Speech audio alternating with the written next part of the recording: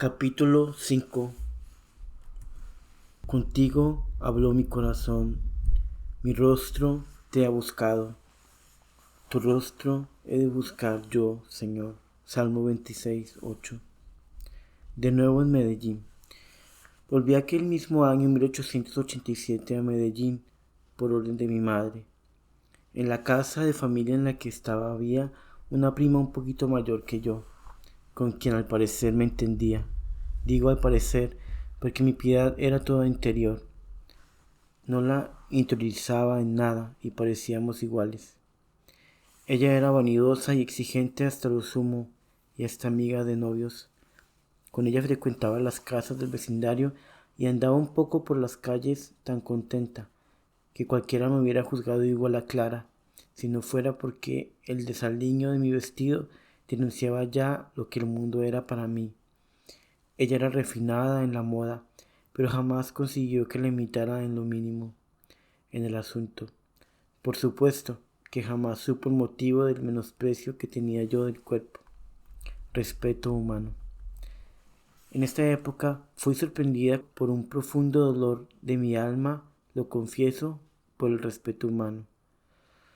Frecuentaban mucho la casa de unas señoras de ideas y procederes diferentísimos de los de nuestra familia.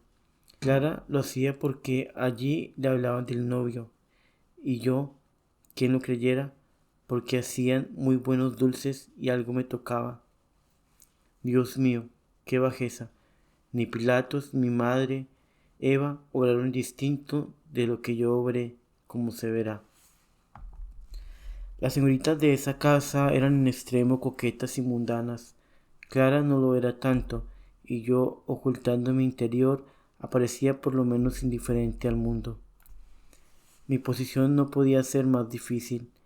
A Clara poco daño tenían que hacerle, pero a mí, colocada en puente tan falso, Dios mío.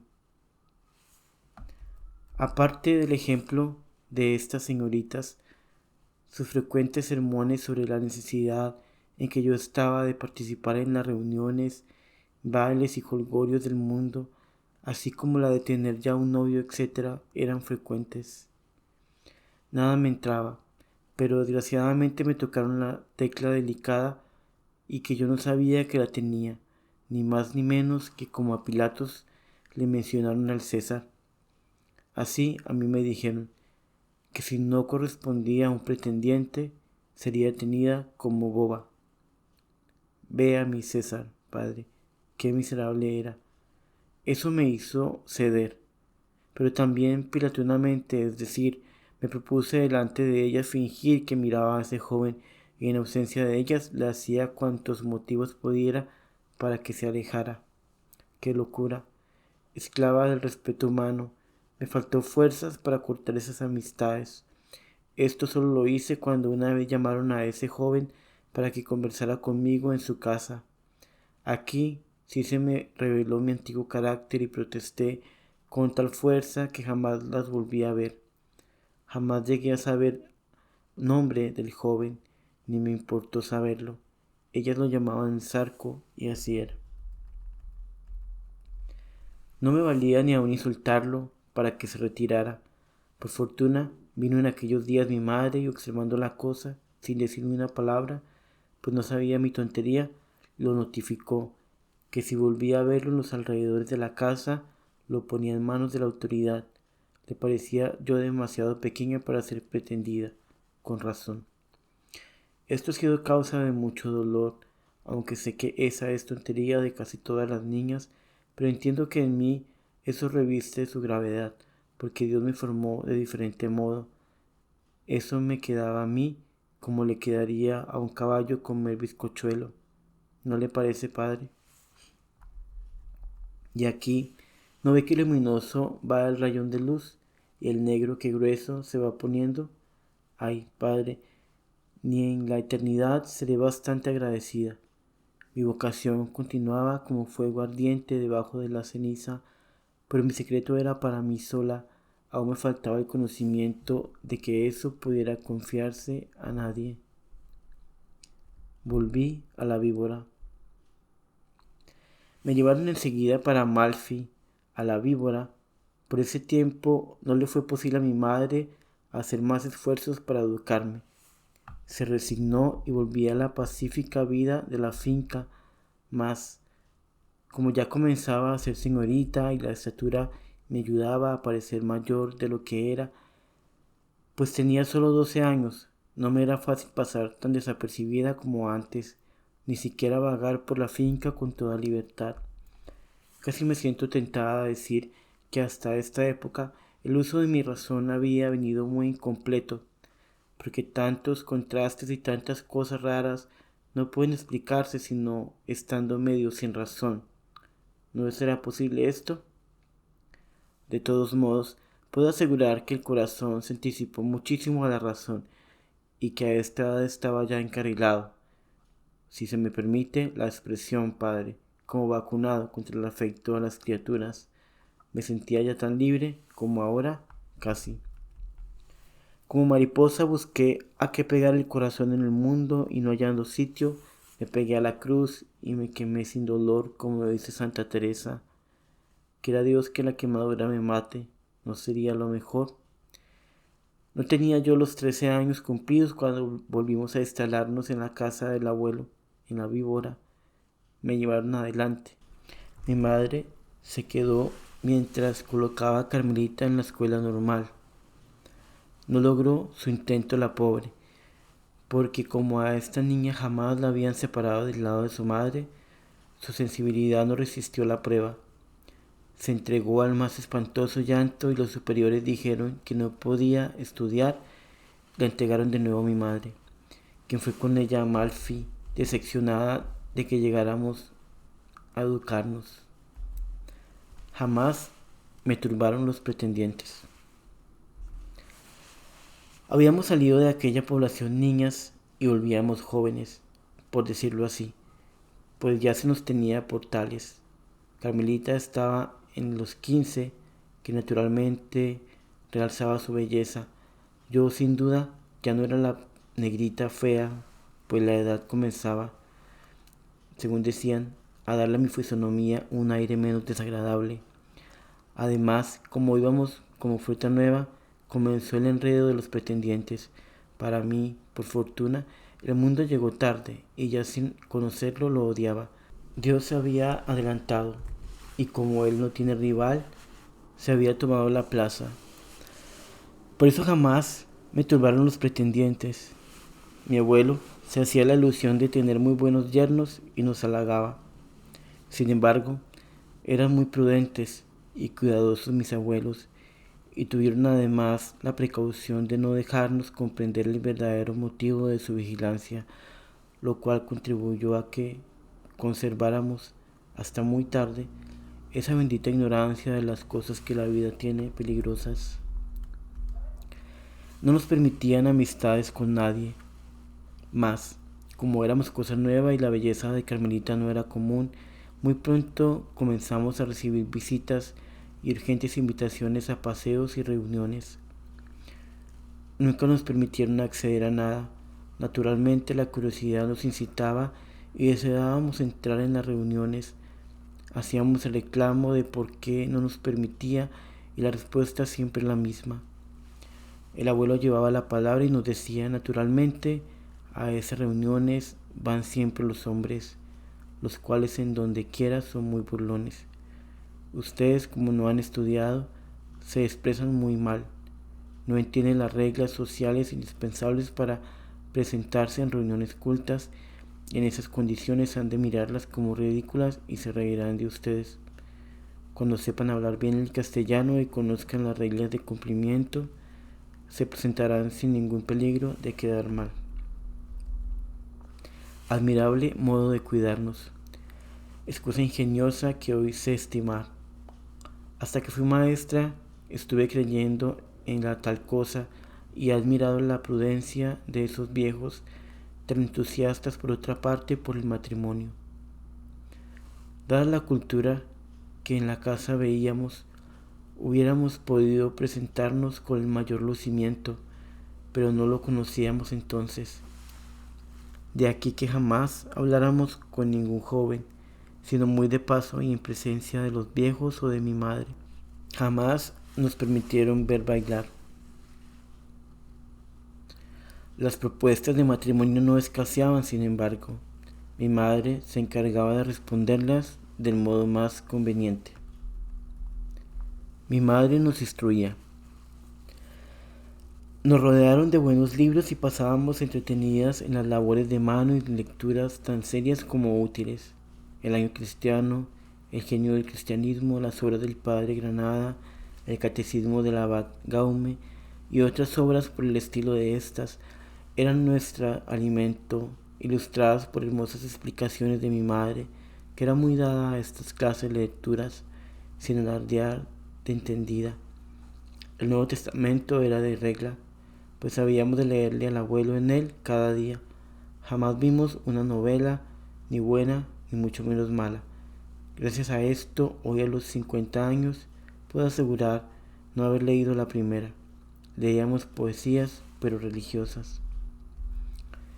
Todos los días se rezaba en la casa el Santo Rosario entero y una de sus partes a las 4 de la mañana. Se hacían todas las novenas posibles. He de confesar, sí, que yo no tenía mucho gusto en ello. Siempre he tenido cierto fastidio por los rezos largos y muchos. Parece que mi alma no se hizo para ellos. Pasado que me punza. En esta época cometí uno de los pecados que más me han punzado en la vida. Habían llevado a la casa una niña más o menos de mi edad. Yo no sabía por qué. Más tarde, cuando ya no me guardaban mucho los secretos de la vida, supe que esa pobre niña tenía muchos peligros en su casa y que su padre la había llevado a la nuestra para librarla de ellos. No tenía con ella más relaciones que las que conviene entre protectora y protegida.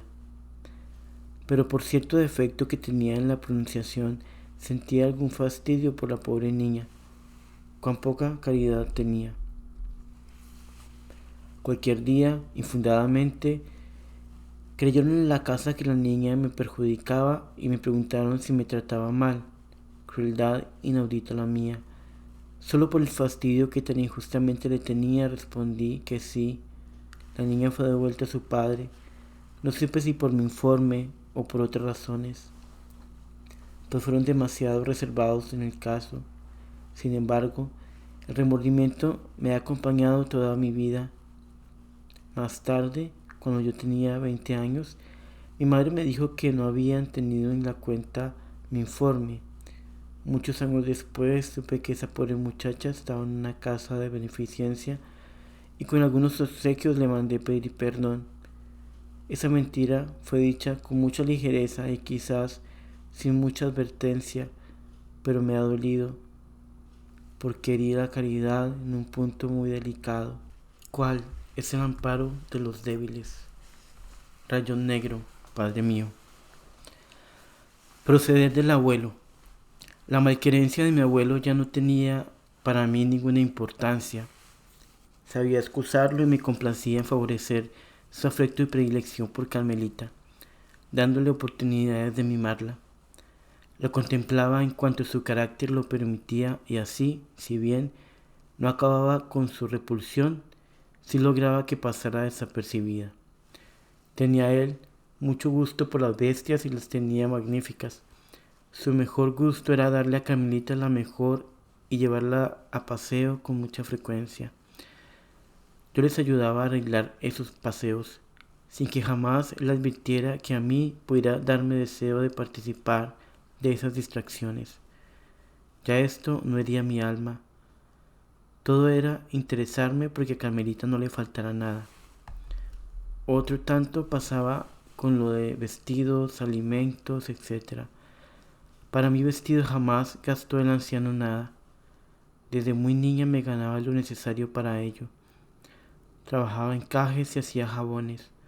Con esto atendía lo muy poco que necesitábamos, pues vestíamos muy modestamente. Le decía al principio que siempre me había vivido la vida. Tan cierto es esto que no recuerdo que desde la edad de 6 años me hubieran tenido que dar un traje.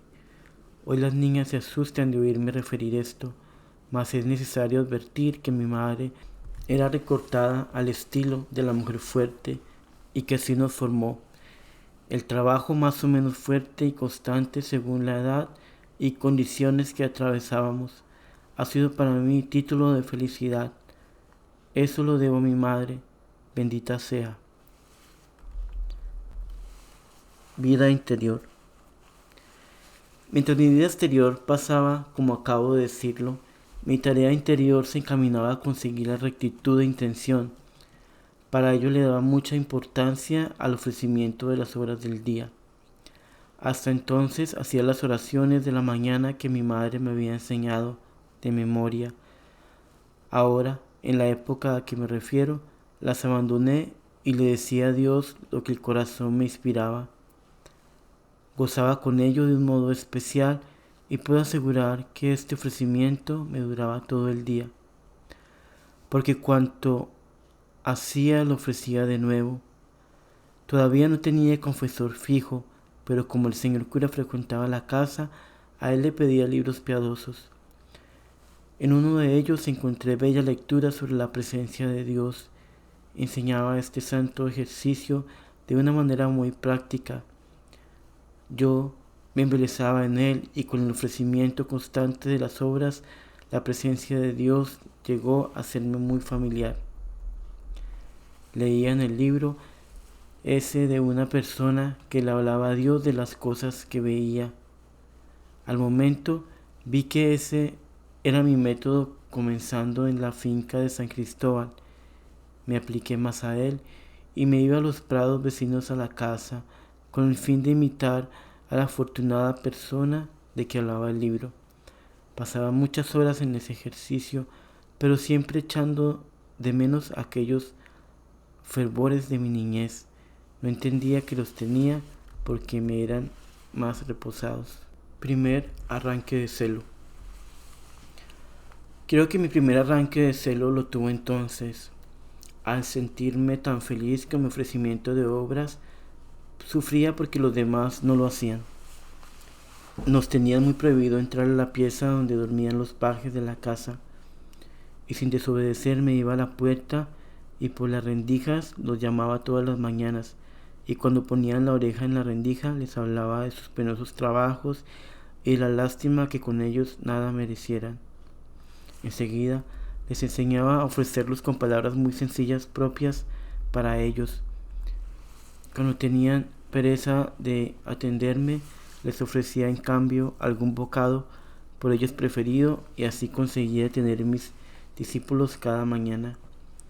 Naturalmente en la casa no se percibieron de esta picardía, sin duda lo permitió así Dios, para bien de ellos, y ningún inconveniente tuve, pues no desobedecía y mi buena intención estaba delante de Dios para prevenir cualquier inconveniente. El golpe del banco. En el mismo año hizo Dios con mi fe en la Eucaristía algo así raro que lo afirmó o no sé qué. Diré que me dio un gusto, un tope, un sabor, una impresión de ella, no lo sé. Solo puedo decir que sentí algo como del cielo. Hacía ya mucho tiempo que cuando estaba en sitio conveniente comulgaba todos los días, aunque en aquella época se necesitaba del permiso del confesor y la cosa no era tan común como es hoy. Ordinariamente sentía afán por comulgar. Me hacía falta no hacerlo. Gustaba de estar delante del sagrario, pero todo esto era como por fe seca. Perdóneme esta palabra, no tengo otra, como fría, como mediana, en fin, como no experimental. Otra que no sé si será atrevida.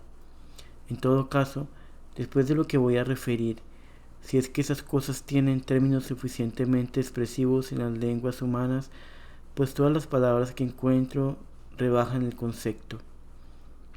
Después de esto, repito, la Sagrada Eucaristía fue para mí como otra cosa muy distinta. Fue como si hubiera vivido con un velo medio transparente y de pronto me lo hubieran descorrido a plena luz. Hacía un oficio en compañía de mi madre en un corredor de la casa. Por cualquier circunstancia, ella se entró para volver y me quedé sola en el corredor. sin pensar sino en ofrecer mi trabajo como de costumbre. Sin duda, Dios en respuesta de mi ofrecimiento me infundió un vehemente deseo de comulgar. Hice la comunión espiritual y no sé decir más. Como electrizada, como si no sintiera lo que alrededor pasaba, como si tuviera un dolor soberano, con una mezcla de amor extraordinario, como si la Santa Eucaristía pasara mi alma de parte a parte, me bañé en lágrimas sin sentirlo. Me parecía además como que comprendía cómo Jesús está en la hostia y cómo el Verbo Divino está en Jesús. Creo que era algo como tan superior a mi ser que como que me agobiaba, como que no podía con él. En fin, no ensayo decir más, porque acabo de desfigurar la idea, que tampoco es idea. Bañada en lágrimas me encontró mi madre y me creyó enferma. Gracias a esto fui excusada de continuar en el oficio y pude retirarme hasta que estuve completamente serena. Aquello pasó como pasa siempre Dios, dejando las huellas de su presencia con amor doloroso. Quedé como dueña de ese divino misterio. Ya era mío, cosa rara, me sentía como iluminada, como en posesión de él, como encendida, como en un sentimiento muy intenso e indefinible de la Santa Eucaristía. ¿Quién sabrá decir lo que esto es, Dios mío? ¿Sería tu primer encuentro eucarístico con mi alma, como el del hormiguero había sido el primer golpe de tu divinidad con ella? Como yo estaba en un banco de la carpintería, siempre he llamado a esto el golpe del banco, un golpe de Dios. Mire, Padre, qué nombres más raros encuentro.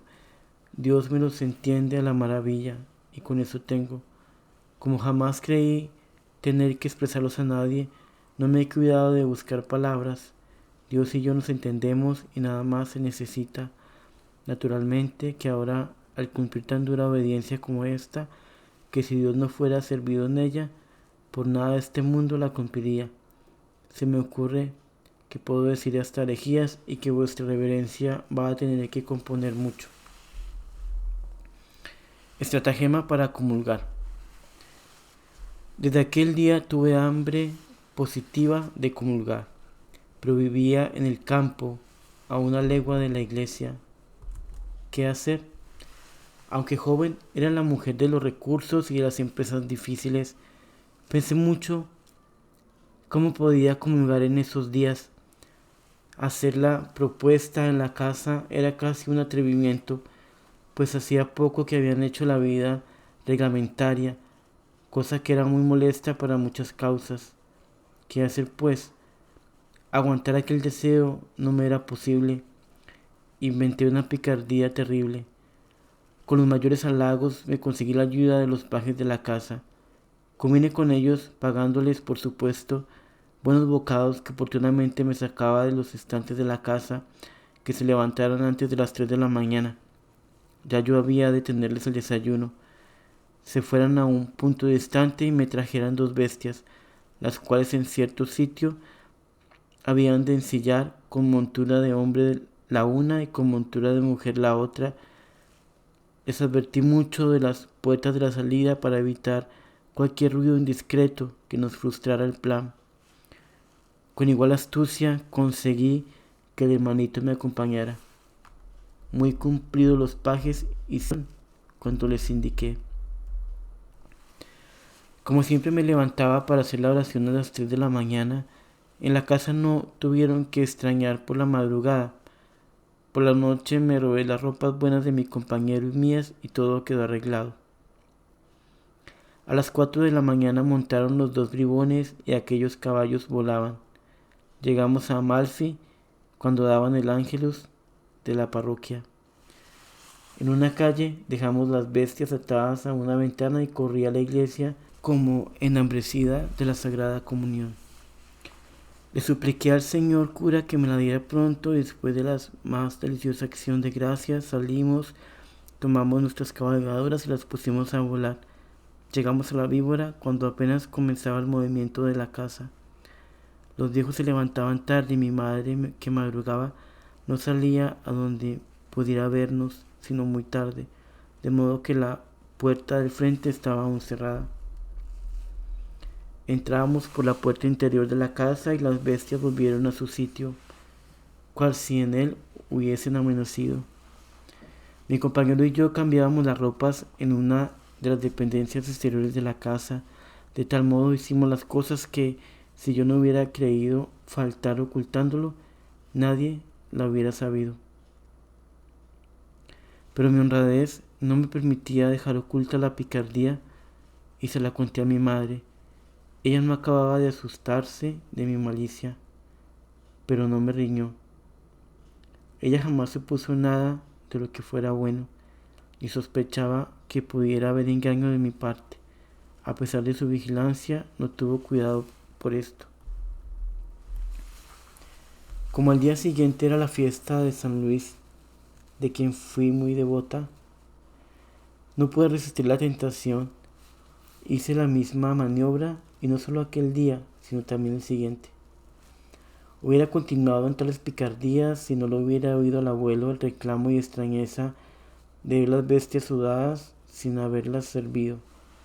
Mi madre fue la única depositaria del secreto, pero ninguna de las veces lo supo sino después de consumada la obra. Hoy me pregunto, reverendo padre, ¿cómo pude hacer esto? Y se me ocurre que será mentira o quizás sueño. Más tarde mi madre me lo recordaba y por eso puedo asegurarlo. Creo que si una de las muchas niñas que he manejado después hubiera hecho una cosa parecida, me hubiera puesto en guardia y hasta lo hubiera castigado. Así me explico las picardías que hacen las novias por verse con el novio. Es que el amor nadie le pone diques. En las 3 veces que esto hicimos, mi hermanito y yo pudimos presentarnos a la mesa al desayuno con los que salían de la cama y tan serenos como si de ellas saliéramos también. Solo Jesús sabía de dónde veníamos y como Él es buen guardador de secretos, nadie podía saberlo. Además, Él ayuda a maravilla a hacer las picardías que su amor inspira. Referencias de mi madre. Siempre fue mi hermano cómplice de estas picardías, que pudiéramos llamar monjiles, como se verá en el curso de esta historia. Él fue buen cristiano, pero no podía clasificarse entre los muy piadosos. Sin embargo, tuvo condescendencia con el misticismo, que denuncian cuanto estimaba todo eso. Además, éramos muy unidos. En aquel tiempo no tenía edad suficiente para acompañarme en tan largas correrías, sin embargo, a mi madre no le fastidió ni siquiera la poca compañía. Era que, con esa hermosa intuición de las madres, adivinaba mi espíritu y no le daba mucho que temer. Nunca, sin embargo, le hablé en aquella época de mi vida interior. Pobrecita, a cuántas agonías la sometió más tarde esta mi vocación tan desconocida, pero ella dejaba a Dios el gobierno de mi alma, sin decir palabra contraria a lo que Él me pedía, y me dejaba libertad para locuras mayores que la que acabo de referir. Sería tan bella la recompensa que encontró en el cielo como lo fue la sumisión de su voluntad a la muy adorable de Dios en mi alma. No conozco, reverendo Padre, Madre igual en estos asuntos. Por eso la amé tanto y por eso la despedí de este mundo con tanto dolor como satisfacción. Cuando murió ya era mi hija en religión, por eso mi dolor fue doble. Respecto a mi amor filial, debo a Dios una gracia muy grande. Como ha podido observar en lo que llevo referido, este afecto a mi madre fue purificado en mi corazón desde su primer asomo, ya con separaciones dolorosas, ya con esfuerzos más o menos conscientes de mi parte, llevada por aquellas reflexiones tan tenaces de mi niñez, acerca de lo poco que vale todo lo que pasa, en el aparente desamor que mi mismo carácter me hacía ver en ella. Lo cierto es que, cuando ya estos obstáculos desaparecieron, mi afecto era intenso, pero no era sensible, a lo menos así me parece. Por supuesto que, como mi corazón jamás se ha conmovido por ningún otro afecto, puedo equivocarme al apreciar a mi madre. Me preocupaba de su bienestar y como desde muy temprano dependía de mí, sufría cuando algo le faltaba, pero no me hacía falta verla. Me separaba de ella con facilidad y desde que pensé en ser religiosa estuve dispuesta a dejarla para siempre. Cuando en alguna ocasión me cerró completamente los caminos para emprender la obra de la misión, se me ocurrió que tal vez se me abriera el camino, ofreciéndole a Dios algo que ya no le hubiera entregado. Quise ofrecerle la vida de ella. Lo hice de un modo condicional, porque no había pedido la licencia de vida para tal ofrenda. Consultando al confesor, me riñó diciéndome que quién me autorizaba para dar las vidas ajenas. Verdaderamente no me doy mucha cuenta del motivo por el cual creo que este afecto haya sido purificado desde su fuente.